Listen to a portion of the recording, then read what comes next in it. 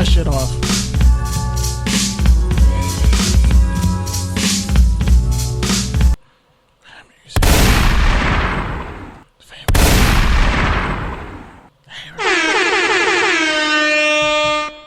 What the fuck? Oh, is this thing on? Okay, hi everybody. This is Canterbury from Touchdowns and Tangents. I'll talk in a regular voice, and then I'm gonna go back to what? Pete, what the fuck are you doing? You are killing this intro right now for me. Anyway, don't blame me. Oh my god. Okay, we're gonna explain your voice real quick. Just be quiet and stop pressing buttons and shit. Quit touching shit. You're a black child in the 90s, anywhere. Stop touching shit. Hello everybody, this is Canterbury from Touchdowns and Tangents. Me and my homeboy here, brother in arms, brother in podcasting, Pete Gamrio here once again for another week of culturally concise commentary, topical takes for the culture, and a place where we get these jokes off. Shout out to our affiliates. Damn, son, where'd you find this? What the literally, stop pressing shit. Step away from the mic. You're a child, Pete. You're a child right now. Jesus. Anyway. Still haven't introed the fucking show. Because you won't stop touching shit. You're killing the intro, bro. This is why you don't control the board most of the time. But anyway, it's Touchdowns and Tangents. I only controlled the boards for like 180 episodes. Was it really 180? Yeah, it was. I controlled the boards most of the time. It was like 122 adjacent. Oh, no, it was way more than that, It was bro. definitely. No, it was definitely I've done adjacent. more than half. I've done like 2/3. 40 episodes, we were both kind of blacked out. Can we agree? Random points in our lives. Come on now. Evolution of podcasting here. 40 is like the margin for error. 40 is like, you're allowed 40 fuck up episodes once you get to like 233. We're at 233. This is the 233rd episode of Touchdowns and Tangents. Again, I'm Pete. Damn it. Damn, you don't even know your own name, huh? Shut up, Pete. Jesus Christ. Bro, I don't know why you were, like, every week for like the past month, you've just been sowing seeds of doubt every time I do the intro. And it's just, it's annoying. But anyway, this is... Because you don't ever intro the fucking show. Because you never stop Bro, it takes you 1 minute to say what show it is. It took me 15 seconds It's an to say intro. it, and then you just keep cutting me off. What are we doing right now? Oh my God, you sound like my girlfriend. You just keep cutting me off. Maybe because that's what you do with all your friends, bro. And you're a Clippers fan. Yeah, well, get better, losers. Speaking of losers, I was going to play Boys to Men, you know, the end of the road or whatever. But, you know, I don't think in losing you deserve a win. So I'm just not going to give it to you. And that's the title. Thankfully, I said that early enough in the episode. I don't even know what I just said, but we'll figure it out. Anyway. Just get used to me playing sounds this entire show because it's going to happen. So just accept it. I just need you to really stop talking because it's making me want to laugh. Like, your voice sounds terrible. And we're going to get It's going to be one of those episodes of random sounds. All right, so. He's like messing with the boards for no reason. That's like. I like to play sounds. I'm narrating. You're that fucking kid who just always has to have my voice sucks, so I got to. Yeah. Okay. Anyway, so you don't know what ASMR is, and that's why I whispered at the beginning of the show, which is so. Pete really doesn't know what ASMR is. He said, "Oh, it's because you took 2 CTVA classes." This motherfucker thinks ASMR is a fucking cinema television qualification. That's hilarious. What is it? It's like a form. It's like weirdly a form of like people consider it like a verbal massage. It's weird. I know. It's like ASMR is like a verbal. Like if you hear somebody do it, like I can do it. I do a rendition of it right now. That's what I'm saying. You got that from your 2 broadcast classes. I found out like that was a real thing because people. Hey, I sound like that one sports dude who has a show. You sound like night. What's that dude's name? You sound like something at night, and he talks just like this, bro. Fuck, gotta look it up. You sound like you know what I'm talking about, though. Yes, I do. I just can't remember his name right now. But holy shit, your voice sounds like somebody saw themselves get hit by a truck and die. So that's pretty much what happened yesterday at the Clipper game afterlife that I went to. He blew a hole in his goddamn voice box. As I was telling Kenny off air, It sounds like if you had to talk like this the rest of the episode. I booed the shit out of Chris Paul. From like a level in his soul that makes absolutely no sense. Like petulance. Like I literally left my body and just was looking at myself. That man left his booing the shit out of this man. Pete left his throat in the fourth quarter. In the second quarter, when he was accepting the Western Conference trophy. This man. I booed the shit out of him. This man put the shit out of Chris Paul. And like I love Chris for what he's done for the city. This man really, with the charity events. Without him, the Clippers wouldn't be where they are. At the same time, fuck that dude. And it only took the Suns a pandemic and hiring the NBA Players Association in 25 years to get over the hump. Like an all-black front office. And everybody getting hurt. Technically, they went 8-0 and didn't get in the bubble. But so everybody got hurt. This is universal karma. Listen, man, I like the Suns. I like the Suns. I'm not going to take anything away from them other than Chris Paul because he never even got us to a Western Conference Finals. Okay, first off, I'm done with the ASMR shit. It's touchdowns, tangents, and Pete. We're doing the Clippers eulogy to start the show because I did not believe Pete's voice sounded like this when I first heard him talk. God damn it, Pete. I'm resetting the room. No, you're not resetting the room. I'm resetting the room. You're being a jackass right now. Well, you're being a petulant child. Off. You're being a petulant You cut me off, so I cut you off back. Okay, just because you're hurt. Just because you're hurt, I get it. Like, this man is like DEFCON 5 depressed. Like, if there was like a mirror image of me being depressed in 2015 to like 2017 and then again in 2019, like it would legit like a month ago, like, hey, but this is a reason to get ice cream. Cool, but you should have drank some orange juice on the way here because your voice sounds like it watched Jesus get beefed to death, like in the olden days. Like your voice, you crucified your own throat. Like your shit sounds like did you get caught up in that all those illegal fireworks that exploded in L.A.? Well, I think what really is made it worse. When that thing exploded? I think is what made it worse. That they lost and he dropped 41 points and went 7 of 8 from the 3-point line. Talking all that show at courtside before the show. We basically had a podcast before a podcast, just talking shit. Shout out to Mike DePappy. That pretty much killed my voice, I think. Bro, your voice was born dead. You have a stillborn voice box. Wow. I'm sorry I had to say that out loud, but your voice... I got an ice box where my voice used to be. Literally. Like, literally. You have an ASMR where your voice used to be. Just please Google ASMR. It's so funny that you didn't know what that means. Like, really? I thought everybody knew what that meant. Like, sometimes people, like, will talk really low into the mic just like this. Because for some reason it causes a tingling sensation in your brain and in your neck. And it makes you hyper-focused on what the person's saying. And sometimes you'll, like, be doing puzzles and weird shit and, like, summoning, I don't know, burning sage, whatever the fuck. People do all types of weird shit. But if you only hear the ASMR, it sounds really creepy because they do shit like this. It sounds just I feel like I'm in the 1920s. Or, in Pete's case, all his neighbors heard was him wailing like a little bitch. When the Clippers lost, he was just moaning like a dead fucking whale. Well, that's why I went to the game so I could boo and yell and not do that because that probably would have been me. Pete booed so hard that God told him to shut the fuck up and took his voice for 24 hours. Should I say it again?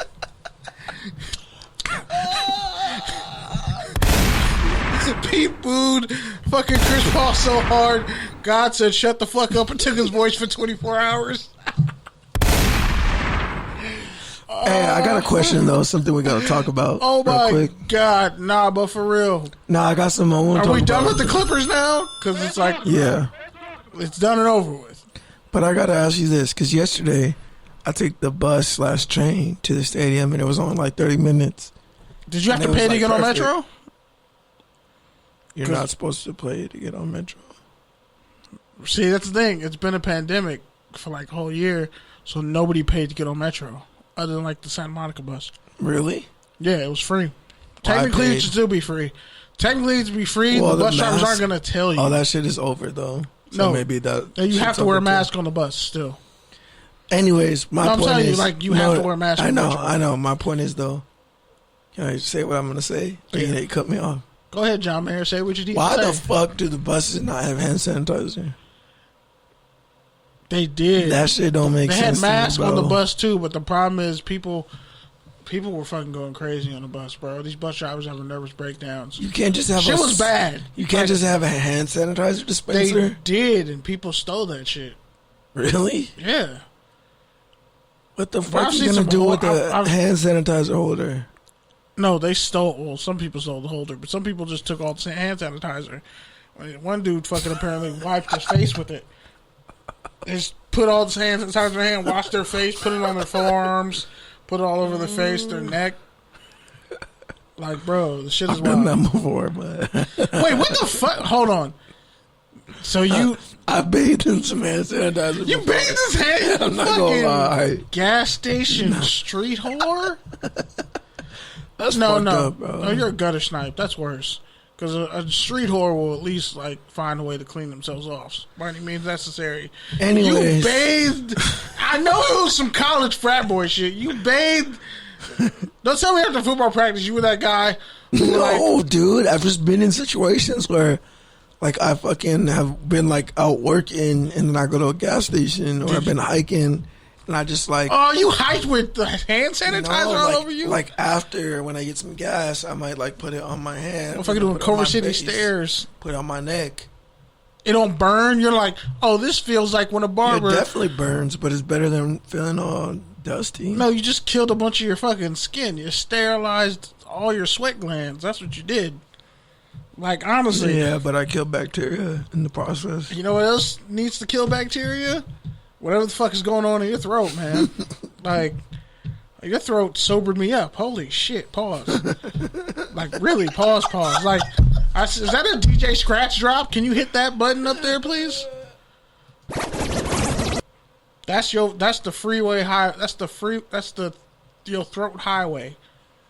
It's fucked up. It's in shambles. Like, the inside of your throat is more fucked up than that Miami high rise that collapsed on itself. Rest in peace to the people who died there in Florida.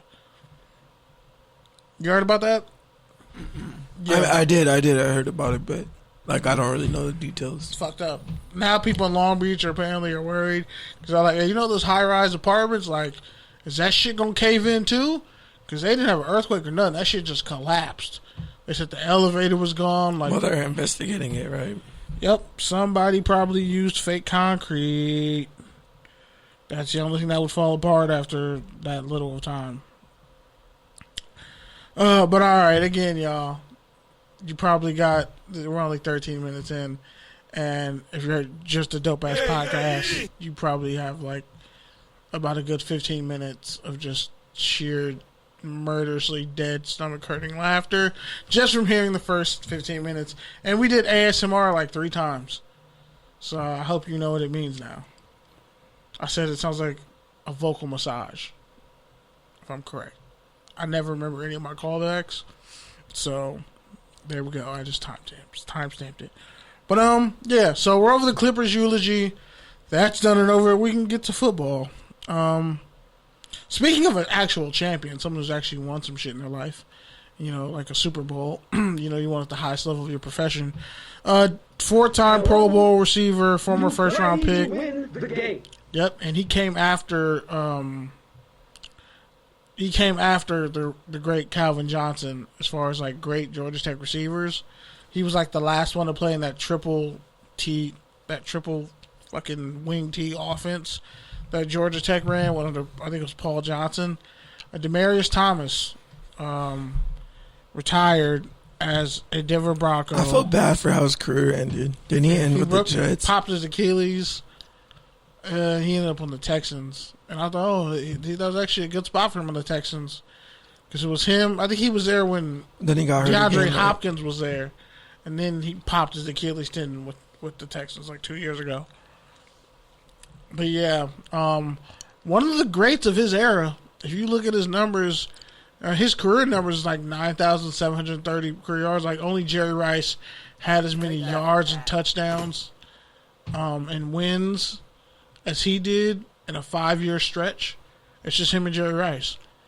Like, and he had like I think 3 or 4 straight 1,400-yard, 10+ TD catches in the season. So that's big time.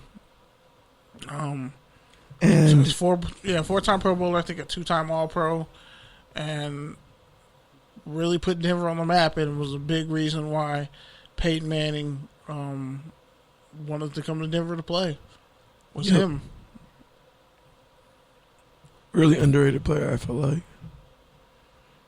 Yep, he might not make the Hall of Fame, but he's definitely better. He's better than Julian Edelman. He was the best receiver in the AFC West for a minute, right? He was the top 5 receiver for like 6 years.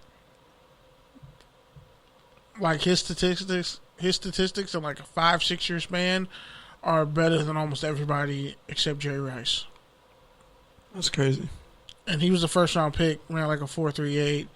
He was a little bit. He was a little bit shorter than Calvin Johnson. And almost as fast, but probably a little bit stronger. And, I can admit, when he scored touchdowns against the Raiders, I'm like, well, the Raiders had a chance to get him, or maybe they didn't. The Towels Berry, you know how it goes. Okay, so next story. Ugh. The NFL fined the Washington football team $10 million. That's crazy for that whole scandal. And there's no official paperwork on it either. They don't want any paperwork on it. Which is wild to me. But, we're not going to talk about paper trails and, shout out to Bill Cosby. So the money's going to be used to support organizations committed to character, education, anti-bullying, healthy relationships. And fund programs directly improving the workplace for women, training and development throughout the league. So, the usual stuff. And his wife, Daniel Snyder, is voluntarily giving up his day-to-day power and giving it to his wife, Tanya. So she's now co-CEO of the Washington football team. And he came out and said pretty much like she was like my right-hand man through a lot of things. I'm like, so that means she's going to run it just like you? A little bit different? Okay. Maybe better. I mean, it worked in Ted Lasso. He's still in power, and he voluntarily gave up power to his wife to run his business that mutually benefits them. So, we'll see. But yeah, it's bad when they're like, we just found so much shit that we can't tell people that you just have to give up $10 million off rip. Just go. Just go. Don't even fucking look at me. He got the dirty cop right off. Like as Nas said, you got naked pictures of God or something. Like just what? Wow. $10 million. That's a lot. People don't think that's a lot on the day-to-day operation of a business because the NFL is a $1 billion organization. But then when you break it down, $10 million at one level is nothing. $10 million towards the bottom level is everything. That's true. That's a good way to think about it. Thanks. Other stuff that happened this week, the NFL fined 3 teams for OTA violations. The Niners, the Cowboys, and the Jaguars. Yeah. Which, by the way, I saw a promo they had of like their schedule on the Jaguar, and I was like, that's the cutest cat I've ever seen in my life. They're going to go 7-10. Yeah, so it's not really clear what any of the teams did. They just said that they had workouts. Cowboys and 49ers both had their head coach there, which I guess could be a violation. I don't know. Too many hours spent together. I don't know. Yeah. NFL just cleaned up. Oh, this last story is going to be a doozy, people. Then we're going to get to the real. All right, explain it. Okay. Today's Florida news. Another Florida State tragedy, I guess. As far as their reputation ain't so great right now. and they really didn't need this. Whole state. Yikes. Please, no gunshots. Thank you. So, former receiver Demaryius Terry for Florida State. He is was found pretty much guilty. I guess he's going to prison pretty much and charged with one of 11 people and a string of a couple murders that happened in 2018. Yeah, 2018. That resulted in a murder in a nightclub being shot up. Somebody else attached to the case already got busted. He's now busted, and apparently they have definite proof that he fired the gun that killed a woman. He had just got signed by the Seahawks, went undrafted out of Florida State. Actually, his best season was his freshman year when he had 35 catches for No, actually it wasn't. He had 35 catches, 744 yards, 8 touchdowns. And then his best year was I think 2 years ago when he had 60 catches, 1,188 yards, and 10 touchdowns. And then his last season at Florida State was a nightmare. He had 32 catches for 23 catches for 320 yards. One of them a murder. Apparently they got that he shot a gun that killed a woman, and him and 11 other people are going down for murder. He's had legal trouble though before with Florida State. Just unfortunate to see, but cut by the Seahawks. They have not had the best record in the past 7 months in terms of people on their team committing heinous acts of violence and then getting removed from the team. First Chad Wheeler, but that disappeared in the news cycle very quickly, and now it's Demaryius Terry getting cut by the Seahawks. And he had all the skill set to be a great receiver, speed, height, ball skills, all that just didn't come together because issues. Another unfortunate situation, but speaking of college football. Oh, now you can't hit the drop. Oh, my bad. I already hit it. Sorry. Oh, you didn't? Yeah, because that story wasn't a college football story. He's already in the NFL. I mean, that's adjacent. He's already in the league. But adjacent. Once I said Florida State, you tuned out. It was adjacent. It's on brand for people to tune out when you say Florida State because they're just inept. But anyway, so a couple days ago, the Supreme Court declared NCAA restrictions on educated-related benefits are antitrust violations and therefore illegal.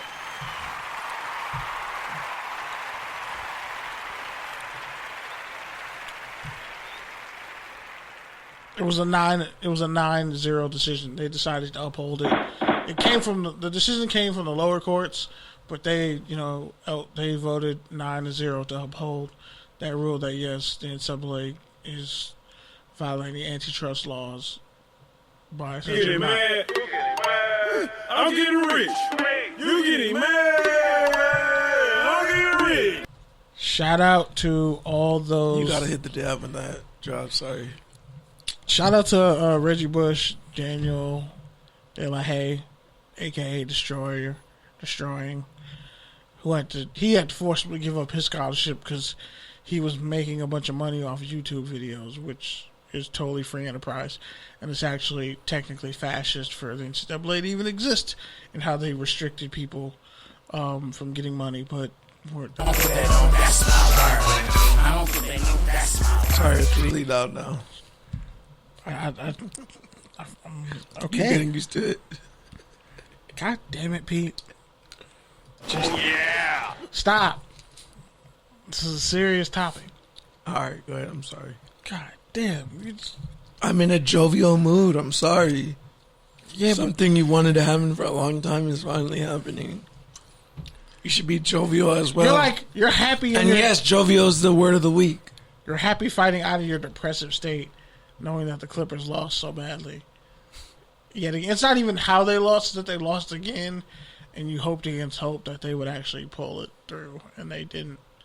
And someone actually made a claim that Phoenix has faced. Phoenix. Every team that Phoenix has faced literally had like an injured player or something wrong with them. But then, if you look at it, they went 8-0 and didn't get in the bubble, and had to stir on that. And technically, that means they were one of the freshest teams since they didn't play in the bubble. And then the front office that they put together and everything that happens, and well, Phoenix it was their time. This reminds me of the year when the Pistons upset the Lakers. There's no way the Pistons should have won a damn game in that series. Like, the Lakers should have beat them off the floor. But instead, even though Karl Malone tears his ACL, scored 30 points on a torn ACL. And, that all falters and poof. But anyway, back to what I was saying. So, with the Supreme Court making that decision pretty clear and upholding that, now the NCAA had to scramble, so the NIL policy, which is name, image, likeness. I'm sorry. So, once, the Supreme Court made the decision, now this policy because California started it, I think, last year? California said, we're going to sign this bill into law that it's illegal for California amateur athletes, college athletes can make money off their name and likeness, which means high school kids can make money off their name and likeness, but especially college, because they claim so many benefits that, students get are illegal, and they've taken away people's eligibility over simply nothing. Like Des Bryant. People forget, Des Bryant had possibly a Heisman year the season that when he was at Oklahoma State, when the NCAA suspended him because he had a dinner with Deion Sanders. He lost his eligibility over lying about a dinner. And Deion Sanders went to bat for him and said he paid for his own food. He just didn't tell y'all because he was afraid y'all was going to do this exact same thing to him. And y'all took away his eligibility. Like, people forget, Des Bryant got a really raw deal in college at Oklahoma State. At the time, they were pumping out receivers. But Des Bryant's really the only one that stuck. Weird how that turned out. But anyway, with college football, that means that not only now is it totally legal, effective today, July 1st, or what, today's the 2nd? No, today's the 1st. As of today, July 1st, it's federally legal for any athlete to now make money off their name and likeness. A bunch of athletes are already doing it. They've already started up cameos, like former South Carolina quarterback Ryan Hillinski. His brother was a QB at Washington State, and he had committed suicide. And there was a whole story, and powerful story. Everybody got behind the family, and they're working their way through it. Then he went to South Carolina. He played for a little bit and transferred to Northwestern, which seems like a really good spot for him. And now because of that, now in some places like UConn, what they did, they saw this bill coming, and they're like, okay, the NCAA is going to make it legal for this NIL policy to be enacted, so people can make money off their name and likeness, and you won't lose your eligibility, none of that. Like, you can sign with an agent, whatever you want to do. Full open economy, all that good stuff. UConn pretty much, I think, they delayed theirs to go into effect, like if you're a current student athlete, to like the 15th or the 17th. One day was the 7th. Michigan enacted a similar policy, but they said it doesn't go into effect for another like 8 days. And at that point, I'm like, what are you doing? It's federally allowed already. So now you're going to make people wait another week, another 8 days, because you're petty. Because that would mean if people start making money, or people are ready to start making money right now, which a lot of athletes are off TikToks and getting viral off social media, a lot of these athletes are taking full advantage, and now they can take money. They can take sponsorship money, whatever you want. The quarterback from Miami, De'Aaron King, already has like a $20,000 offer on the table. He's already signed somewhere. He got 4 more deals. He and Florida State quarterback Mackenzie Melton, who was infamous for playing at UCF before he got his leg destroyed and almost had to give up football, but the COVID year was actually a blessing for him, so he got an extra year for eligibility. So these two got together and they started a company to help athletes book signing appearances. So a lot of these two are already making money for themselves and other people. That's just brilliant. That's really brilliant, and I'm happy for them. I hope it all works out. I hope the business is good. I hope they're not screwing any athletes over, because there are athletes who do predatory stuff, but in this particular case, I think it's really dope that, you know, De'Aaron King, he's a 6-year senior, so he didn't even need the 6th year, but he came back for one more season to hone his game, so he's killing it in the classroom, on the field, and already in the real world business. Like, there's a lot of cats who are just hitting the ground running, with whether it's a Cameo, your own YouTube channel, whatever you're monetizing, athletes are already making money already off of it, and I think that's dope. Yeah. Also, I'm gonna save this one for last. I'm gonna circle back around to this topic. Yeah. So Chad Pennington's son, Cole Pennington, is now officially going to play at Marshall. So we are so that his son is playing at his alma mater. Hopefully he has a better arm than his dad. He's taller. He's a little bit taller, athletic, but hopefully, you know, because Chad Pennington was hella accurate. If he didn't have no arm, he was accurate. Also, Wisconsin quarterback Graham Mertz is officially the first college football player to be trademarked. He dropped it today, so, you know, cats making smart business. When the college NFTs coming out? Some of them already got NFTs, bro. That's what I'm saying. Some of them already got NFTs, and they just were waiting for deals and legislation to be signed. So now they're like, I already have my business set up. I was just waiting to hit play. Also, yeah, Mark Richt, former Miami Hurricane, former Georgia football dog head coach, and former Miami Hurricane head coach. He came out and he has Parkinson's disease. So, gotta pray for him and his family. Yeah, Parkinson sucks, man. I've seen my family deal with it. Yeah, it's a lot. You're betrayed by your own body. Not being able to do the simplest functions, like just standing still. And having to, like, be okay with that. Yep. And, you be having a great day and out of nowhere it happens, you know. But, you know, we're just going to prayers and positive energy towards that man and his family and everyone, you know, whose lives he's touched. But to wrap up this last part of you would have the shortest college football segment the one time I don't want to talk. And you have no rebuttal to it for even that. I mean, all right, go ahead and continue. The proof is in the pudding, bro. Like, you don't listen to my college football segments, but they're amazing and heartwarming. And for all y'all who listen to us, a better one because it was short. Yeah, because this is the biggest news and the biggest story. And also, shout out to a fan of the show. I meant to say, shout out to Daniel Leathers, because he was waiting to hear what we were going to have to say about this whole situation, the college football and NIL policy.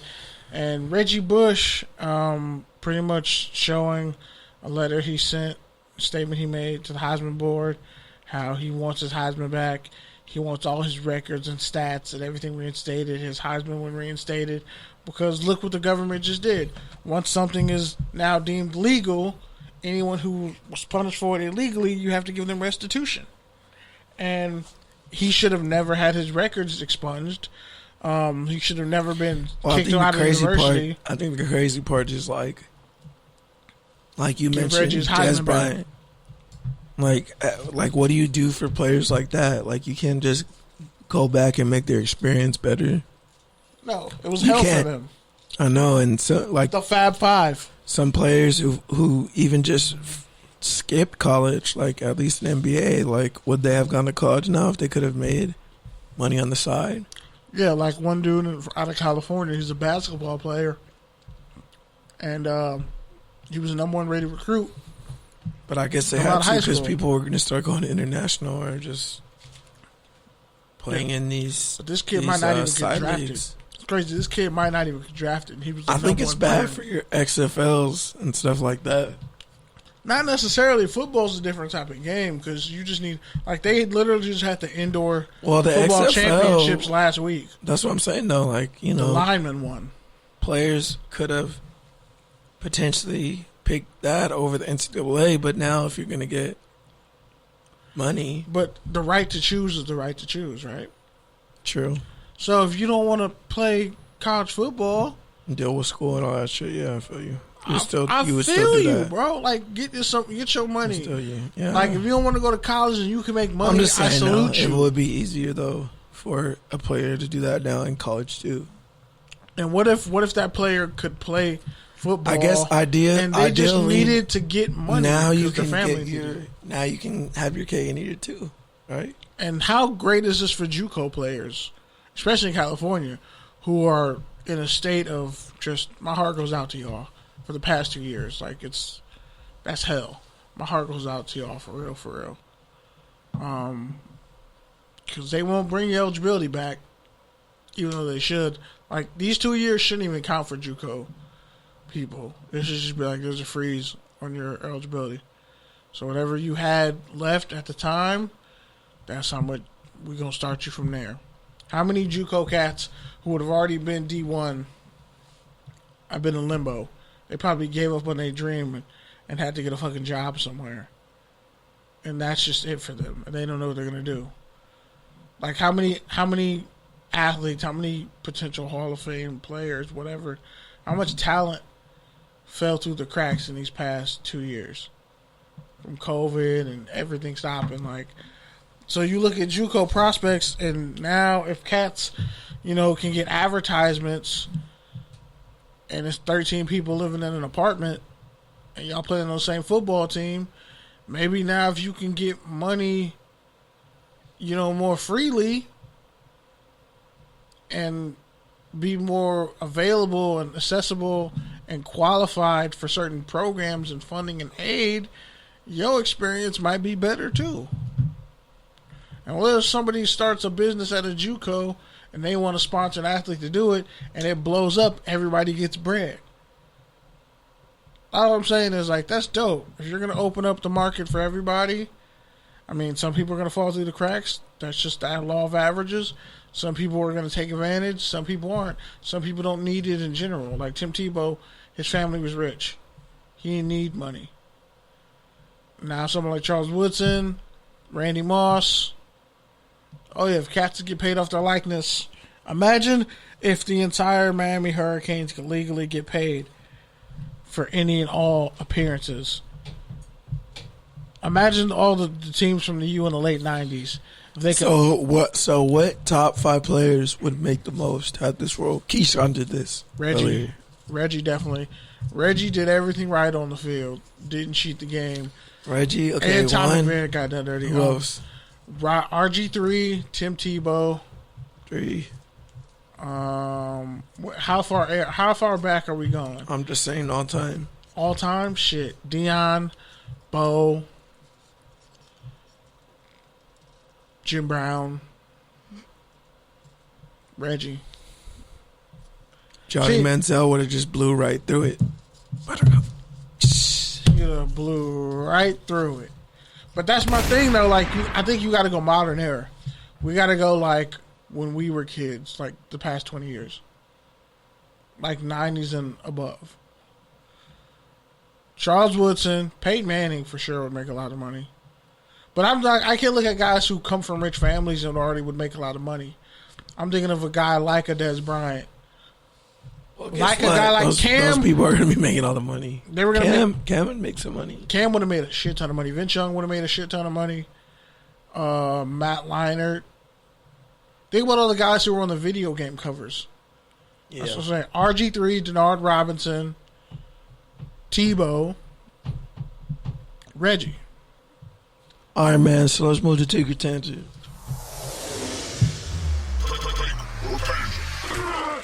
You're like, see, that really was the shortest college football segment, and it was informative and engaging for me. Because normally, now you have to pay attention to all this shit. Because let's say your brother gets really great at football, and then he gets offered a sponsorship, whatever. He's like, who's going to give me the best deal? And also, this could create a lot of parity, because think about it. California has its own GDP of most countries, bigger than most countries. So if you can stay in California on the West Coast, you don't have to go to Alabama to get sponsorship deals and shit. Because Alabama is not the market that LA is. You could get your bread here and go to San Diego State. This is what I've been saying, we bro. already moved on from that. Yeah, anyway, that was just... I'm really excited about how this is going to... how cats are going to get money. We can especially tell. the walk-ons. The walk-ons really going to benefit. But, all right. So, first things first. Okay. So, Larry Fitzgerald could win an NBA title as part owner of the Phoenix Suns. Take your tangent, Pete. Yawn. No. You have to give a legitimate answer. Answer it. What do you want me to say? You're happy if Fitz gets a ring. One, I don't think the Suns are going to win. Two, are you happy? Why am I going to be happy for him getting a ring in an adjacent sport? It's fair. Because he ain't winning a ring with the Cardinals. So if you just invest in some fucking startup movie that wins an Emmy. That wins an Oscar? But you didn't do anything. Are you still going to want the Oscar? Did you put your money up? Yes. Send me a motherfucking replica of an Oscar. Yeah, a replica. I don't know. Fuck. Send me the plaque. You can send a picture with everybody's name on it next to the real Oscar. If I put in on this, motherfucker, I put in on this. You stupid. In for a penny, in for a whole fucking pound. I want all my shit. I want all my credit. On my mama and my dead homies. Saints right tackle Ryan Ramczak signed a 5-year, $96 million extension. Your voice is so fucked up, guarantee. I think you actually said his name properly. I'm proud of you. Remember when he was hurt? We didn't know if he was going to make it. He was a Wisconsin offensive lineman. I always knew he was going to make it. I wanted the Raiders to draft him, but they didn't. Because they took Brandon fucking Parker. And then they took some bum-ass safety, I think, that year. Their left tackle is not that big.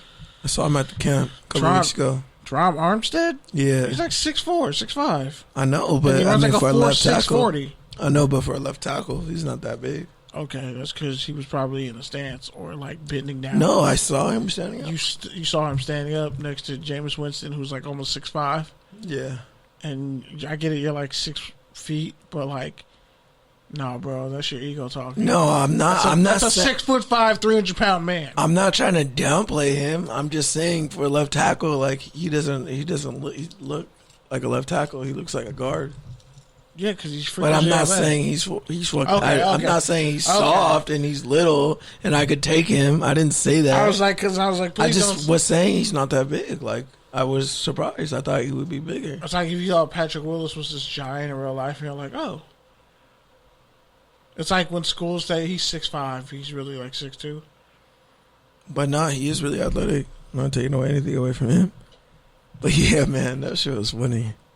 They're like, oh, okay, all right.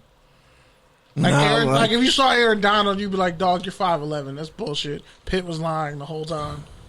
Well, yeah, at the Marcus Williams camp, Jameis Winston was there coaching the quarterbacks, and our high school quarterback, who we used to clown and say was Jameis Winston, was also coaching the quarterbacks. So all day long, they were like, "Oh yeah, Jameis Winston with the quarterbacks." Blah blah blah. My friend Wu was like laughing. He thought they were just clowning our quarterback. Like, "Oh okay," like blah blah blah.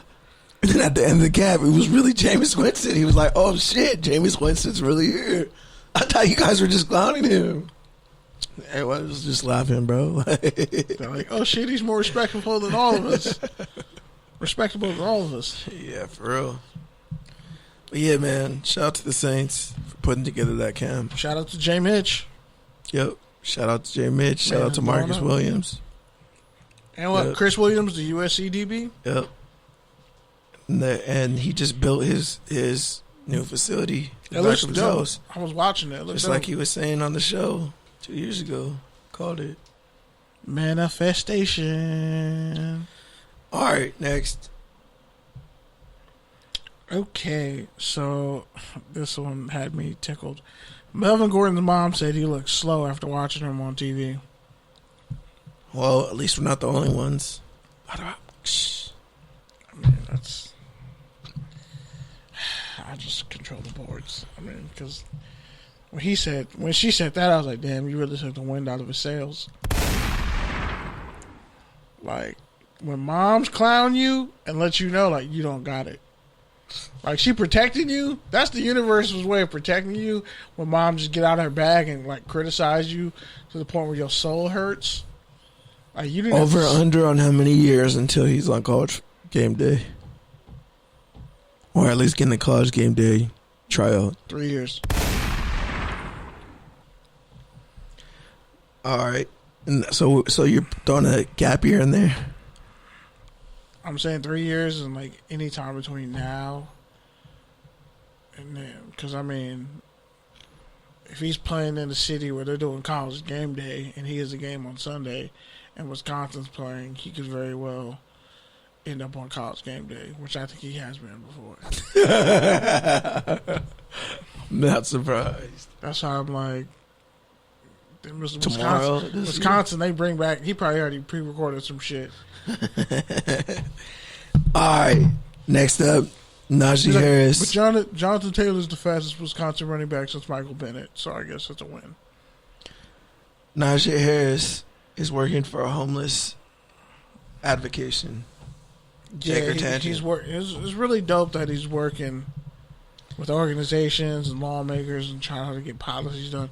Because the homeless issue in LA really has been a shit show, and they've really fumbled the bag. And all that money they said that they were gonna give to like places like Lamar Park and a lot of areas like that where there's a lot of black people. He's from out here. He's from out here. Yes, he's from the Bay Area. I think Oakland adjacent.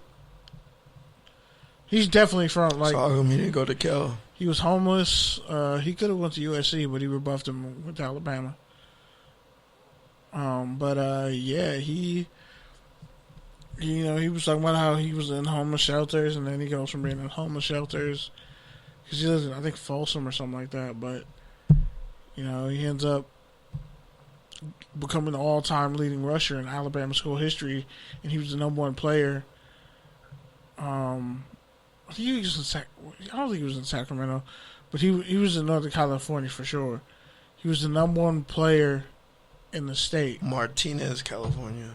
I don't even know where that is. I was gonna say Stockton, but he's from somewhere that's still considered the Bay Area because him and Marshawn Lynch know each other.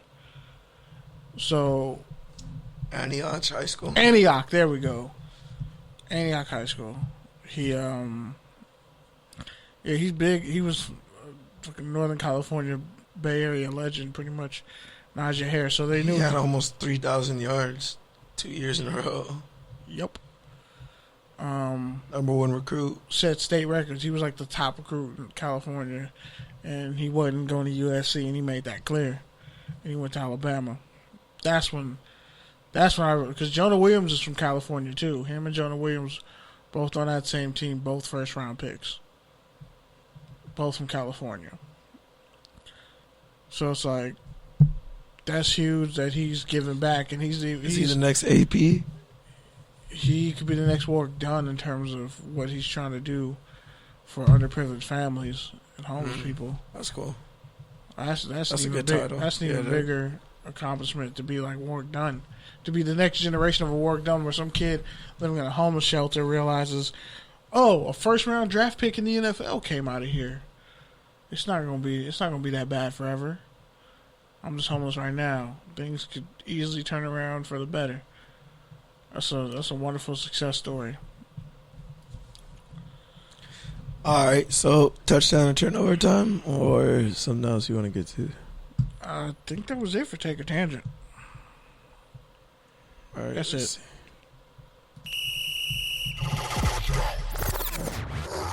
So we think we have this queued up better, but hey, it happens.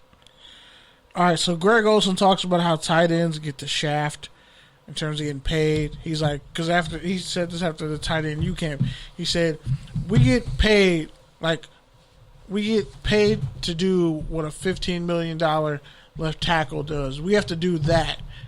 And then we have to turn around and do the same thing that a $15 million wide receiver does. And we have to be excellent at both. And we know they're only going to pay us $7 million. It's bullshit. He wants to be elite blockers and elite receivers going up against defensive backs, corners. And not all of us run 4.340s and 4.240s. So Greg Olsen went in. Greg Olsen ran like a 4.51 coming out of Miami. So he was one of those elite speed guys for a long time. And, you know, Kyle Pitts for the Falcons, he ran a fucking 4.4, a sub 4.4.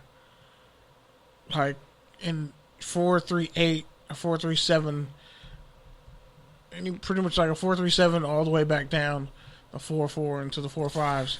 Anything faster than a 4.37 is elite. Is you gonna say if it's a touchdown or turnover? Is it a touchdown or a turnover? Pretty much what Greg I'm gonna say said. I'm gonna say it's a turnover, because I agree with what he's saying. Like, tight ends should be paid more, but like, let's not overhype yourself, bro. Like, you're not doing exactly what a all-pro left tackle's doing. You're not doing exactly what an all-pro receiver's doing. You're getting mismatches. You're getting help. You're finding holes in the zone. Like, it's a different job, bro. And I think your next point on the rundown, at least, is about running backs.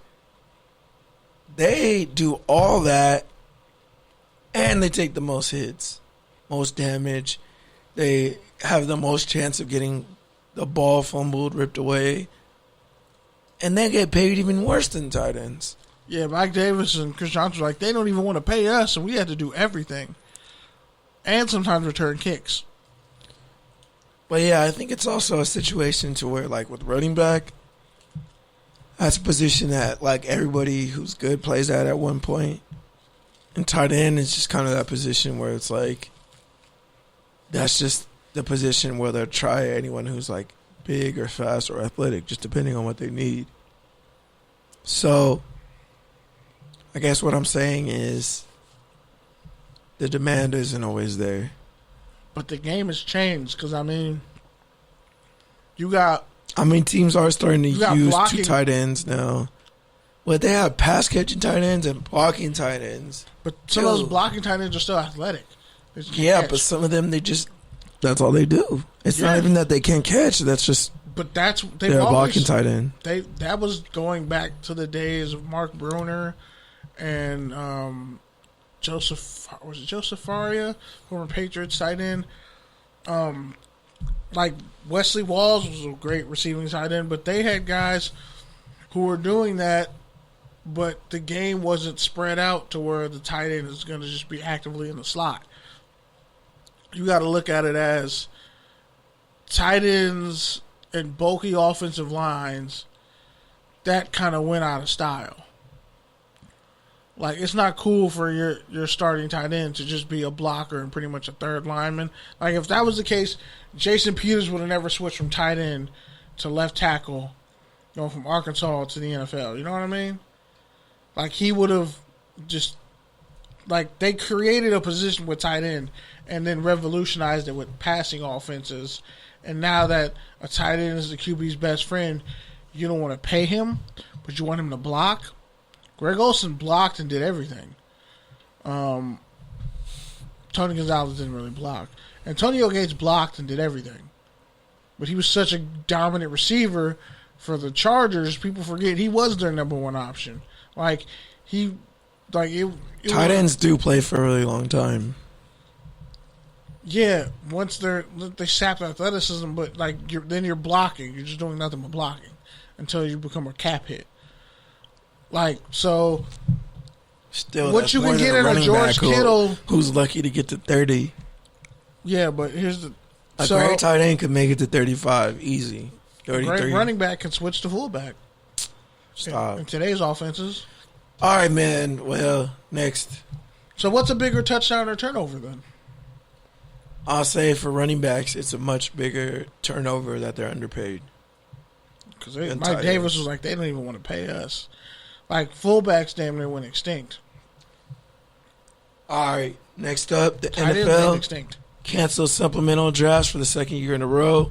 Touchdown or turnover, Kenny? It's honestly better if they did, and the XFL kind of helped that. That's why I think you need secondary leagues. It's okay to be a wildly successful secondary league that would never make it prime time. That's okay. Can you win your time slot? That's all that really matters. The XFL, the other league that actually turned a profit that you were talking about with Steve Spurrier and them, those leagues, if just funded by the NFL under their umbrella or whatever, as feeder systems, the worst player on the NFL team can go be a star in the XFL. I think that's the dream they should be selling. Even if you don't make it in the NFL, you can still be a star in somebody's league. It's like wrestling territories. If they just did it like that with football, it would work. If they treated it like the old school wrestling territories. Okay, you play in Houston with these other minor league teams, but every other team is one league is better than this league, which is better than that league. And let's say all the minor league leagues come together and form a championship. The problem is football is expensive with the pads, the amount of people, all the insurance, all the health care. Well, obviously it'll be smaller based off the league. Arena football. But what I'm saying is you couldn't just have 5 little regional leagues. But hey, man, I don't know. That's what Ed Blunt is trying to put together. Former Cowboys backup quarterback. He basically is trying to build what you're talking about. But that's what I'm saying. Essentially, where celebrities kind of put together semi-pro teams and challenge each other and yeah. If the goal is to play football, then play football. Yeah. You can be the highest paid something somewhere.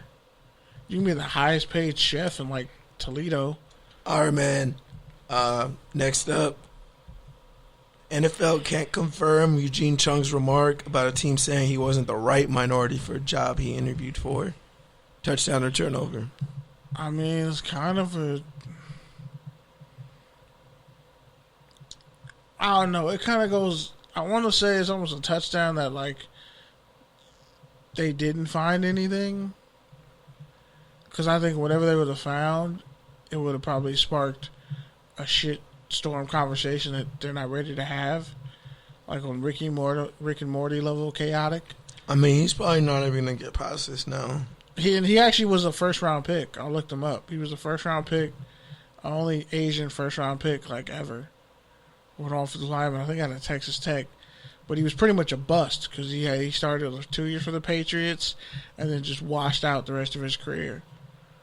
So I'm kind of okay, you were a bust. I've never heard of you as a coach.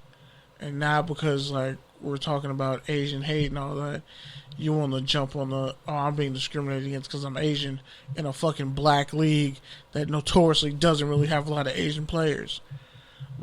That could seem like bad timing for you. Maybe you jumped the shark and you didn't get what you wanted, and maybe you weren't the best person for the job. That's why you didn't get it. Sorry, but Asians don't really play football at the level that black kids and white kids do, and a couple Latino kids sprinkled in. Because Latino kids realize... Can he say this, bro? Bro, Name an all-pro Asian wide receiver. Go. Name one. They've never existed, right? Okay, then. Let's not act like football is even fucking would work in China if it started Stop, there. bro. This is getting worse. No. That's not a custom over there, bro. That's why you don't see black kids playing fucking hockey all down Crenshaw. Because it's not even a part of their culture like that. Like, sorry. The racism plot keeps That's not racist, bro. That's a fact. Why are we ignoring the fact that you can't name me like an Asian all-pro wide receiver? Because why? Bro, black people are all around the world. There are black people who play hockey in fucking Sweden and fucking everywhere else. But it's not fostered here. That's what I'm saying. It's not fostered here. I don't know why you're getting You so can't play. mad. No, people. There's like football leagues over in China. I'm not getting mad, but you look at me like it's racist, bro. And I'm like, nah. It definitely is racist. You can't name me an all-pro Asian fucking corner. You can't. They don't exist. You can barely name white corners who are elite. And why do we not see white corners make it in the NFL? It ain't because they can't play, because Jason Sehorn made it. Kevin Caseverharn was in the league for a little bit. Okay, like, who cares? No, but it's a point of contention we need to talk about in sports. It doesn't matter what race you are. A white coach can coach a black player. Black coach can coach a white player. I understand that. But the fact that his story just magically comes out right now, like, bro. I feel what you're saying, but you it's also... the same thing you said about Ryan Nassar. You could just say that. You could just say that, though, without having to make the whole point about, hey, Asians aren't even good at football, bro. They're not. Asians don't even play football, bro. Either here or in the motherland. Like, that's different. That's pretty much what you're saying, bro. No, they play football that's over there. You're saying. But it's not culture. Like, ain't no Asian kids out here trying to play football to get out the hood, bro. Sorry, stop. Football, there are broke Asian people, bro. I know that. I played with mad broke Asian kids. We were playing basketball together. This conversation was lit. Just keeps getting worse. No, because you're purposely like making it seem like I don't know what the fuck I'm talking about by. It's like I'm race baiting you, and you're just taking the bite. You're race baiting me, and I'm like, bro, that's not. But you're taking the bait. That's the worst part. You're trolling me when you don't have to troll me. I'm not even trolling you. That's the worst part. Okay, can we just be honest? Ooh. Can we really be honest? Name the last time you heard a story about some Asian kid, and how many black kids did you play with who got fucked up stories? How many Latino kids you play with that got fucked up family stories at home, and football's their only escape? Sorry, Asian kids aren't like that with football. It's just not that big of a fucking deal. They may play it in high school and then go on to whatever else they're going to do, but football, sports like that are not shoved down their throat on the other side of the world like football is here. Like that football is like fucking God here in America. It is not God in Asia. On the other side, that's what I'm getting to. All right. You understand that? I understand that, but making it seem like I'm trying to be really fucking bro. You're trying to make me. You don't need to use this man in this instance to make that point. I'm just saying there's two sides to it. All right, if man. he doesn't get another job again, he gets whiteballed. People are gonna go back. Stop, bro. They're gonna go back and be like, "Oh, he was whiteballed." I'm not gonna say blackballed. Black people ain't got shit to do with him not getting a job in the NFL because black coaches can't get promoted. All right, man. Hurry up. How it turned out all full circle? You're just doing the model minority shit. Well, Asians started that, and they ain't pointing it at black people, so that's a whole different issue. Like, Asians like, what is this, 92? Can we all just get along? No, because a black girl got her head blown off by some racist Asian shop lady, and Asians came out. Latasha Harling, yes, and Asians came out and fucking supported that old lady. So let's not get started on the Asian hatred, racism, and, mistreatment of black people, because it's a nasty, fucked up history. But anyway, like I'm saying, Asian kids don't fucking need football to succeed in life. It's pushed on black and Latino kids. Like basketball, no, just for real. Stop, bro. No, sports are pushed hard on black and Latino kids for a reason, and it's fucked up and it's racist. So yeah, they're successful at it, but that's because they turn into like, oh, you can only play sports to get out the hood. Like, when you're white, Asian, they're like, hey, you know what? You can just go start a business. Like, all right. Or even if you're poor. Okay, like, so can I move on to the last subject? That shit just annoys me. Can we get out early? I'm just kind of mad about like get out early? the racism in sports. Yeah, go ahead. I'm just mad about that. I'm just mad about last racism one. in sports. Devontae Adams, reportedly going to be getting a new deal after this year. He's supposed to break the bank. He was on, I forgot what show he was on. Did you say accordingly? Holy shit. Anyways, so I forgot what show he was on, but basically he said he would love to link up with Derek Carr, even though he's a Packer right now. So touchdown or turnover, will we see a Carr-Devontae reunion in the NFL? I'm telling you, it makes too much sense to just trade him to the Raiders for Derek Carr, first round picks, and a bunch of DBs that. So you're saying they're going to get traded for each other? No, I'm saying they're going to trade Aaron Rodgers for Derek Carr and first round picks and whatever else Green Bay can pick over that. But Carr can't play in cold weather. Who gives a fuck? Let me just do this in ASMR. Nobody gives a fuck that Derek Carr can't play in cold weather. You're from Bakersfield. It's cold as fuck in Bakersfield at night in the wintertime. How the fuck can you not play in cold weather? Maybe you're just a little thin-skinned, weak bitch. I'm sorry. Like, bro, you're off the rails today.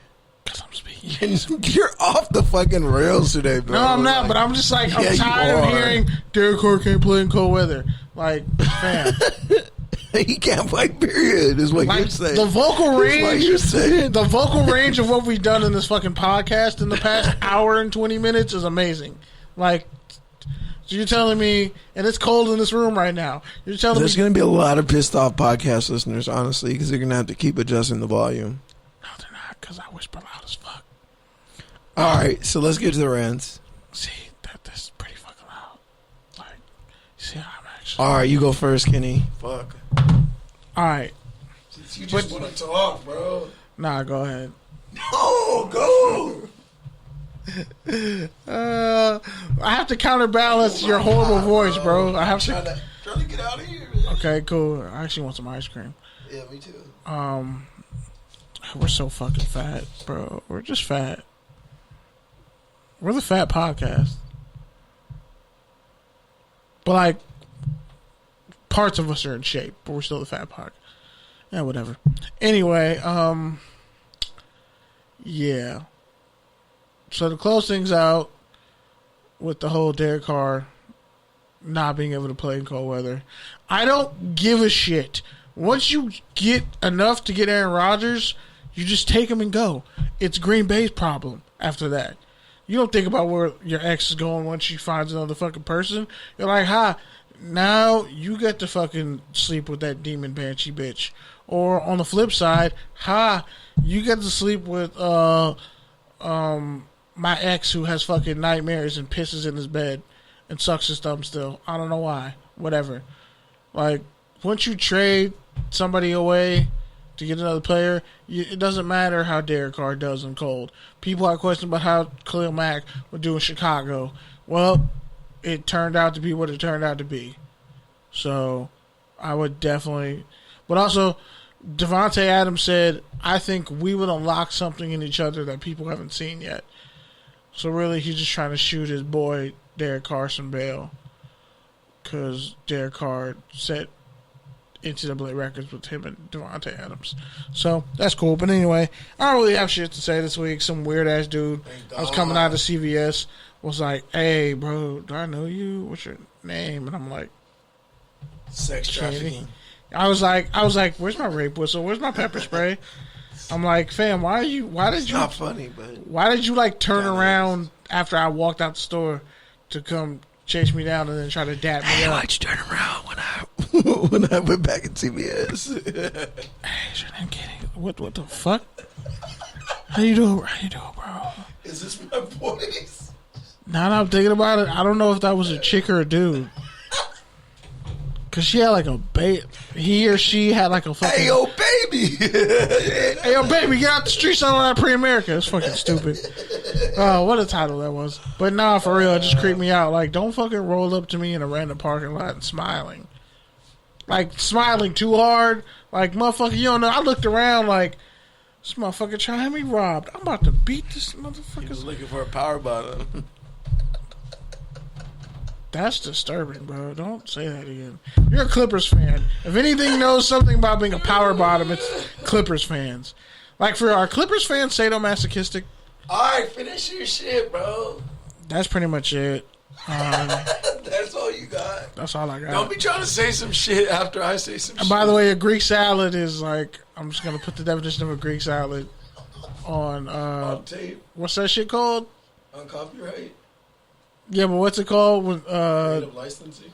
No, it's like when you go to... Trademark? No, like the same place the word Blumpkin came from. What's that word? Urban Dictionary? Yeah, Urban Dictionary. So Greek salad is when you're hitting somebody from the back and you actually like throw up on their back or you almost throw up on their back. That's called a Greek salad.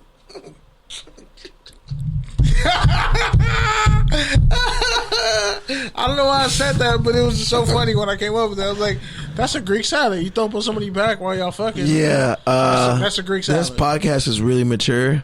And, yeah, that's all I got to say. It really is. Like, despite a lot of wild shit that was said here today, that's mostly just jokes. But also, like, when you dig deep enough to a stupid statement, you realize, like, there was some form of intelligence on the question before that shot was fired. Anyways, it's my turn to talk. Don't have a lot. Just like I talked about earlier, man, I'm proud of the Clippers. They lost, man, but they played hard down their best player. Paul George played better than anybody could have expected. A lot of those players did. Reggie Jackson, Morris, I mean, even Boogie when he came in. Like, this team, they just found a way to keep fighting. And that's something for me to be proud of. You know, I've been to a lot of basketball games at Staples Center. I've never been to a 20-point blowout where there's still 27 points, more than half the crowd in the stands and everyone standing up and cheering. So it was really something special last night. I've been to a lot of Clipper games, a lot of crushing Clipper games like this one. But hopefully Kawhi comes back and we run it back because we know this team had enough. It's just like other teams before them, they got hurt. They got hurt at the wrong time. So we'll see, man. The Suns got to get through Milwaukee. That's all I got. Touchdowns and Tedges, man. Thank you for listening to us. Sorry for my voice. Shout out to your favorite podcast app. Shout out to Eric, who's off this week, getting his move squared away. So best of luck with that. Escrow, bitches. Shout out to X Squad affiliates, FBC Radio, the Good News Station, and everyone else who fucks with us. Sorry that Pete sacrificed his fucking throat and voice box to the Soul Stone and Vormir.